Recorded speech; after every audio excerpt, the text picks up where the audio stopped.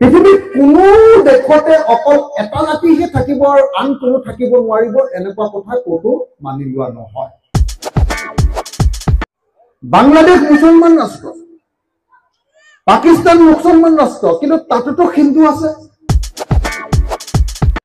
পাকিস্তান এখন Islamic country, তাতো হিন্দু আছে।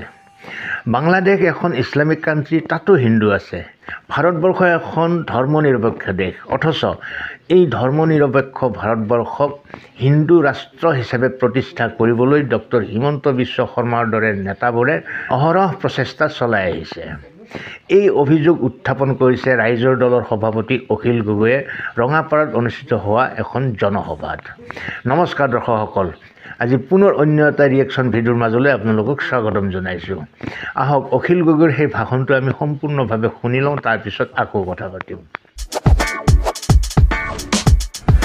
যোৱা 26 অক্টোবৰ তাৰিখৰ পৰা মই ঘৰলৈ নগৈ সদায়ে মানুহৰ মাজত থাকি 26 অক্টোবৰ তাৰিখৰ পৰা আৰম্ভ কৰিছিলোঁ আৰু 2026ৰ ইলেকশ্যন শেষ নোহোৱালৈকে, বিধানসভাৰ ইলেকশ্যন শেষ নোহোৱালৈকে ঘৰত গৈ শুই বহি নাথাকি সদায় মানুহৰ মাজলৈ গৈ মানুহৰ মাজত প্ৰচাৰ কৰি ঘূৰি ফুৰিছোঁ এই কাৰণে যে অহা 2026 চনৰ বিধানসভা নিৰ্বাচনত আমি বিজেপিৰ হিমন্ত বিশ্ব শৰ্মা চৰকাৰখনক গিৰাই দিব খোজো।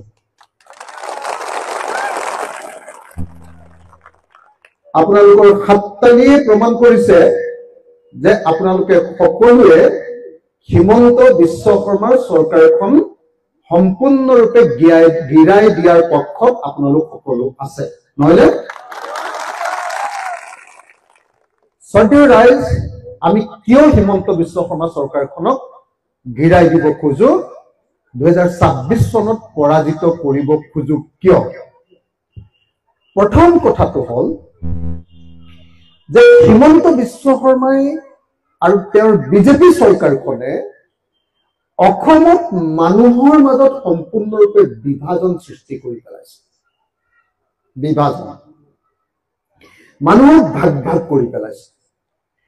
আমি চৰকাৰ জিকাও মানুহবিলাকক এক কৰাবৰ কাৰণে হিন্দু, মুছলমান, খ্ৰীষ্টিয়ান, জৈন, বৌদ্ধ, শিখ, ইছাই, যিমান ধৰণৰ মানুহ আছে চব মানুহ মিলি জুলি থকাটোৱে হ'ল পৃথিৱীখনৰ নিয়ম। পৃথিৱীৰ কোনো দেশতে অকল এটা জাতিহে থাকিব আৰু আন কোনো থাকিব নোৱাৰিব এনেকুৱা কথা ক'তো মানি লোৱা নহয়।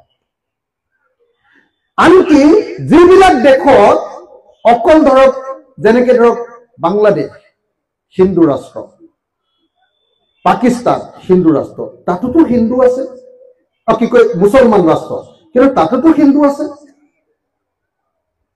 বাংলাদেশ মুছলমান ৰাষ্ট্ৰ, পাকিস্তান মুছলমান ৰাষ্ট্ৰ, কিন্তু তাতোতো হিন্দু আছে।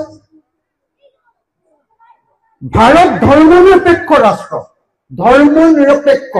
ভাৰতৰ সংবিধানে ঘোষণা কৰিছে যে ইয়াত হিন্দু, মুছলমান, খ্ৰীষ্টিয়ান, জৈন, বৌদ্ধ, শিখ, ইছাই যিমান ধৰ্মৰ মানুহ আছে সকলো ধৰ্মৰ মানুহৰ প্ৰতি সমান সন্মান আৰু সমান ব্যৱহাৰ আৰু সমান আদৰ কৰা হ'ব।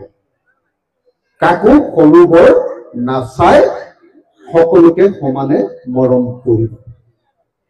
কিন্তু ভাৰতৰ সংবিধানৰ এই যিটো আইনৰ দৃষ্টিত সকলো সমান, আমাৰ দেশখন ধৰ্মনিৰপেক্ষ, ধৰ্মত যোনে যি নলক লাগিলে সেইটো কথা নাই, আমি সকলোকে সমানেই দেশৰ নাগৰিক ৰূপে গণ্য কৰিম বুলি যিটো ভাৰতৰ সংবিধানে আটাইতকৈ ডাঙৰ যিটো বস্তু, আটাইতকৈ ডাঙৰ যিটো বাণী, আটাইতকৈ ডাঙৰ যিটো আমাক আদৰ্শ দিছে, হিমন্ত বিশ্ব শৰ্মাই সেই আদৰ্শটো ভাঙি চিঙি শেষ কৰি পেলাইছে, হয়নে?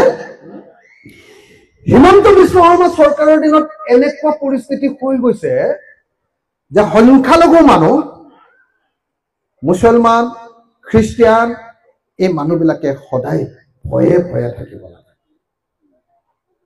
ভয়ে ভয়ে থাকিব লাগে।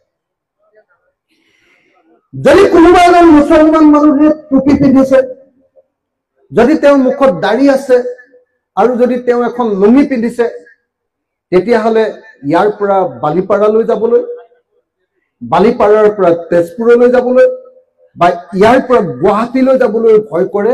ৰাস্তাত কিজানি আমি কাৰোবাৰ হাতত মাৰ খাব লাগিব নেকি? হয়নে নহয় ৰাইজ? হয়নে নহয়? কোনো পধ্যে কোনো চৰকাৰে এনেকুৱা পৰিস্থিতিৰ সৃষ্টি কৰিব নোৱাৰে। যদি কৰে, তেওঁ সংবিধানৰ বিৰুদ্ধে গৈছে, তেওঁ দেশৰ সংবিধানক মানি লোৱা নাই, অথচ তেওঁ মুখ্যমন্ত্ৰী হিচাপে সংবিধান মতে দেশ চলাম বুলি শপত লৈছে। গতিকে যি সংবিধানৰ নামত শপত খাই তেওঁ মুখ্যমন্ত্ৰী কৈছে, সেই সংবিধানক ভৰিৰে গচকি, সেই সংবিধানক নামানি ভাৰতক হিন্দু ৰাষ্ট্ৰ কৰিবৰ কাৰণে আৰু জাতি আৰু ধৰ্মৰ মাজত কাজিয়া লগাবলৈ চেষ্টা কৰাৰ অপৰাধত আমি হিমন্ত বিশ্ব শৰ্মাৰ চৰকাৰখনক ভাঙি পেলাব লাগে। হয়নে ৰাইজ? হয় নহয়? হয়। 2 নম্বৰ, এখন চৰকাৰক আমি চৰকাৰ পাতি দিওঁ এই কাৰণে যে চৰকাৰখনৰ মূল দায়িত্বটো হ'ল জীৱন আৰু সম্পত্তি ৰক্ষা কৰা। কাৰ? নাগৰিকসকলৰ। নাগৰিক কোন? যিসকলে ভোট দিয়ে। হয়নে? সেই ভোট দিয়া নাগৰিকসকলৰ জীৱন আৰু সম্পত্তি ৰক্ষা কৰাটোৱে চৰকাৰ এখনৰ মূল কাম। কিন্তু হিমন্ত বিশ্ব শৰ্মা চৰকাৰৰ দিনত যদি এজন দুখীয়া মানুহে বানপানীত পৰি বা গৰাখহনীয়াত পৰি, নদী ভাঙাত পৰি যদি 1 টুকুৰা চৰকাৰী মাটি লৈছে আৰু সেই পৰিয়ালটোৰ যদি কিবা কাৰণত মুছলমান মানুহ হ'ল, লগে লগে হিমন্ত বিশ্ব শৰ্মাৰ বুলডোজাৰ আহিছে আৰু তেওঁলোকৰ ঘৰবিলাক এফালৰ পৰা ভাঙি দিছে। হয়নে নহয় ৰাইজ? হয়নে নহয়? কিন্তু কোনো চৰকাৰক কোনো মানুহৰ ঘৰ ভাঙিবৰ কাৰণে চৰকাৰ পাতি দিয়া নাই, ঘৰ বনাবৰ কাৰণে চৰকাৰ পাতি। দৰ্শকসকল, অখিল গগৈৰ সম্পূৰ্ণ ভাষণটো আপোনালোকে শুনিলে। ভাষণটো মই অলপো কাটকুট কৰা নাই, কাৰণ কোনোবাই এডিট কৰা বুলি ক'ব পাৰে। সাম্প্ৰদায়িকতা মানে আমি কি বুজোঁ? মই এইটোৱে বুজোঁ যে কোনো এটা সম্প্ৰদায়ৰ বিৰুদ্ধে আন এটা সম্প্ৰদায়ক উচতনি দিয়া কাৰ্যই সাম্প্ৰদায়িকতা।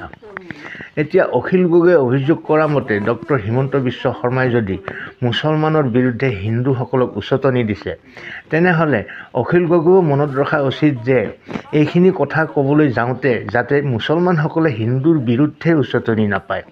এগৰাকী জাতীয়তাবাদী নেতা হিচাপে অখিল গগৈৰ পৰা আমি সেইখিনি নিশ্চয় কোনোদিনে কামনা নকৰোঁ। এই কথা অখিল গগৈয়ে সততে মনত ৰখা উচিত বুলি মই ভাবোঁ। বাকী আপোনালোকৰ মতামত, অভিমত কমেণ্ট বক্সলৈ গৈ প্ৰকাশ কৰক।